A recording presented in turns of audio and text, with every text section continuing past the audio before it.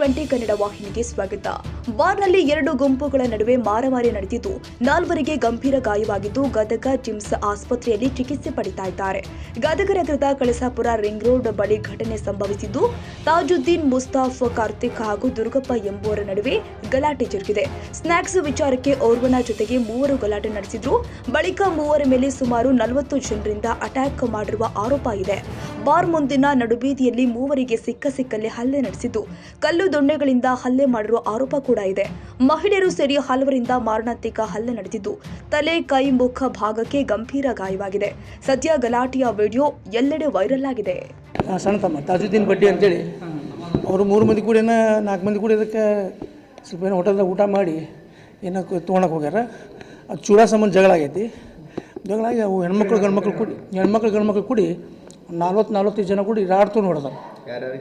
ನಮ್ಮ ತಮ್ಗೆ ತಾಜುದ್ದೀನ್ಗೆ, ಮುಸ್ತಫ ಬಳ್ಳಾರಿಗೆ, ಕಾರ್ತಿಕ್ ಗುಡಿ ಮನಿ ಅಂತೇಳಿ ಇವ್ರೇನ ಹಂಗೆ ಮಗಳ ಸುಟ್ಟಿ ಐತೆ ಅಂತ ಸ್ವಲ್ಪ ಏನೋ ಹೋಟೆಲ್ದಾಗ ಕುಂತು ಊಟ ಮಾಡ್ಬೇಕಂತ ಹೋದವ್ರಿಗೆ ಬೇಕಂತ ಜಗಳ ತೆಗೆದಾರು ಹೊಡೆದಾರ. ಸ್ನ್ಯಾಕ್ಸ್ ಕೇಳಿ ಸಂಬಂಧ ಅವ್ರ ಬಾಜುದವರು, ಈ ಬಾಜು ಟೇಬಲ್ ಇದ್ದವ್ರು ಇವ್ರು ಕೇಳ್ಯಾರ ಬಂದು ತಾಜೂರಿಗೆ ಹೌದು. ಆ ಕಡೆ ರೋಡಿಗೆ ಬಿಟ್ಟು ಮತ್ತು ಅವ್ರು ಬೇರೆ ರೋಡಿಗೆ ಕರ್ಕೊಂಡೋಗಿ ಮತ್ತೆ ನಾಡ್ಕೊಂಡು ಹೊಡೆದಾರ.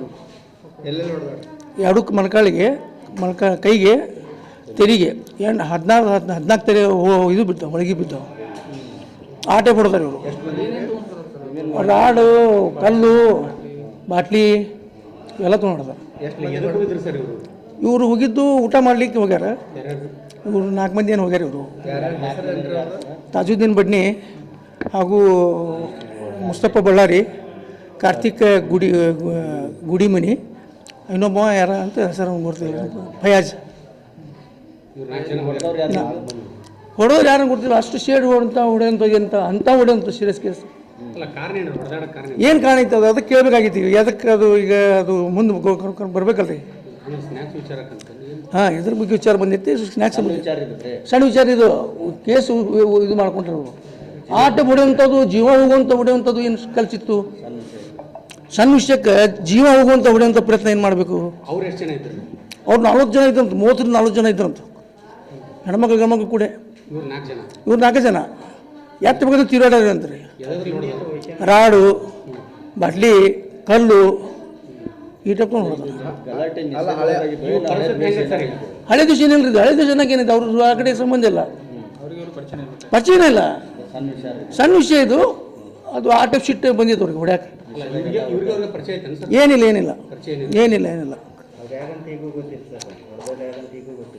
ಗೊತ್ತಿಲ್ಲ ಸರ್.